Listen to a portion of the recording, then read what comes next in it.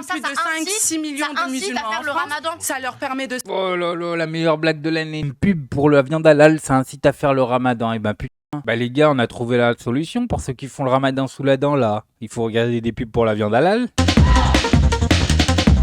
Bonjour à tous, j'espère que vous allez bien. Bon alors aujourd'hui les gars, on va encore parler de Sarah Sadman parce que voilà, elle a encore fait des siennes. Cette fois-ci, c'est la viande halal qui l'a fait chier. Vous allez voir, elle fait le rapprochement avec le ramadan, c'est incroyable. Mais avant toute chose les amis, n'oubliez pas de liker cette vidéo, c'est super important pour le référencement. Bon allez, on y va, on se regarde ça ensemble et on réagit.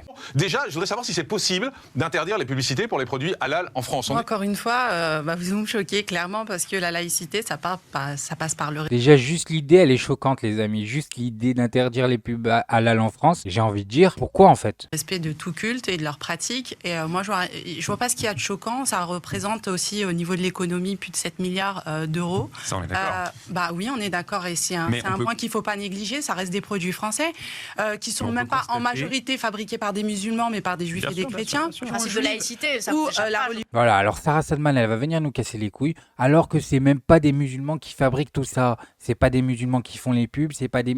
Pourquoi on cible les musulmans alors qu'ils ont rien à voir dans ce salade? Les gens musulmanes, on a une histoire. Je peux vous citer Napoléon Bonaparte. Et moi, je parle des racines chrétiennes. Bon, on peut pas mettre sur le même plan. Concernant l'islam. Très détail. Là, c'est pas des détails. c'est un outil. Quand même Napoléon Bonaparte qui se convertit à l'islam.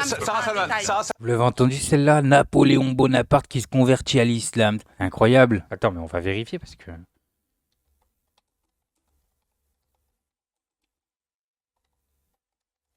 C'est quoi cette histoire? Le 16 août 1800, le consulat Bonaparte explique c'est en me faisant catholique que j'ai gagné la guerre de Vendée. En me faisant musulman, je me suis établi en Égypte en me faisant... Ouais, ok. Il s'est vraiment converti. Incroyable, incroyable. Mais pourquoi on nous l'a pas appris à l'école? C'est incroyable, c'est important quand même. C'est l'histoire, c'est notre histoire.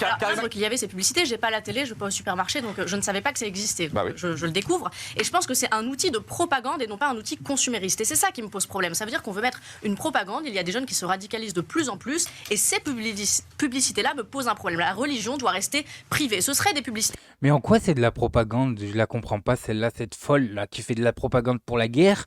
Mais elle voit une pub pour le halal, elle dit c'est de la propagande. Mais c'est de la propagande de quoi? C'est de la propagande de quoi? Des cachères, je dirais exactement la même chose. Et à ma mais c'est pas de la propagande, étant donné... Regardez-moi cet hypocrite. Si c'était cachère, je dirais exactement la même chose. Espèce de mytho, va. T'es une mytho, voilà ce que t'es.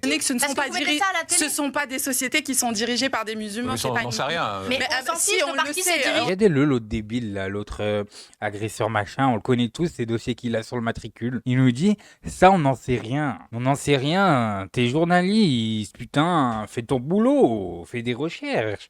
Une recherche Google et tu sais très bien à qui appartiennent les boîtes qui vendent du halal en France. On le sait, vous avez juste à rechercher, vous trouvez assez rapidement. Mais si, pour que ce soit de la propagande, elle serait impulsée par justement ces dirigeants musulmans pour propager l'islam. Ce n'est pas absolument pas le cas. Vous voyez ça à la télé, il y a des enfants de 5 ans qui... Alors pour Sarah Sadman, c'est de la propagande musulmane qui n'est pas fait par des musulmans, voilà. Non mais elle est vraiment débile celle-là. Même plus de 5-6 millions de musulmans en France, ça leur permet de... Oh là là, la meilleure blague de l'année. Une pub pour la viande halal, ça incite à faire le ramadan. Et ben putain, bah les gars, on a trouvé la solution pour ceux qui font le ramadan sous la dent là. Il faut regarder des pubs pour la viande halal. De savoir où trouver tel et tel produit. Vous dites pour moi, c'est une pub parmi tant d'autres. Ça incite à faire la publicité, c'est pour inciter les gens. Vous le savez quand même. Mais inciter, elle est débile, hein. Elle est vraiment débile. J'ai juré, c'est abusé en fait. C'est pourtant simple. Une pub qui vend de la viande, elle incite à acheter de la viande. Elle incite pas à faire le ramadan. C'est quoi le rapport? C'est quoi le rapport? Encore heureux. Mais alors en quoi c'est bien d'inciter les gens à faire le ramadan? Mais on n'incite pas les gens, on incite les gens. Moi, ça me tue, hein, parce que Sarah Sadman, sur son petit TikTok, là, elle te fait des pubs pour la guerre, et elle vient nous casser les couilles pour du Zaki halal. Sérieusement, on s'en fout, on l'achète même pas, on boycotte, et tu viens nous saouler. C'est un produit, non mais à un moment donné, il faut arrêter. Ce n'est pas une publicité qui dit venez faire le ramadan, c'est une publicité qui... Pas du tout. Non mais à un moment donné, Sarah, faut redescendre sur terre. Mais c'est vous, faut redescendre sur terre. Ça participe d'une ambiance, vous dit Pierre Marissel, ça participe d'une ambiance où c'est vrai que voilà, les musulmans sont très présents et parce qu'ils sont présents dans notre société. Comme les chrétiens. Mais c'est les fachos qui sont trop présents, moi je vous le dis. Hein. Si franchement, une pub pour la viande, ça vous fait mal aux fesses, Il y a un problème et c'est pas les musulmans. Moi, je suis désolée.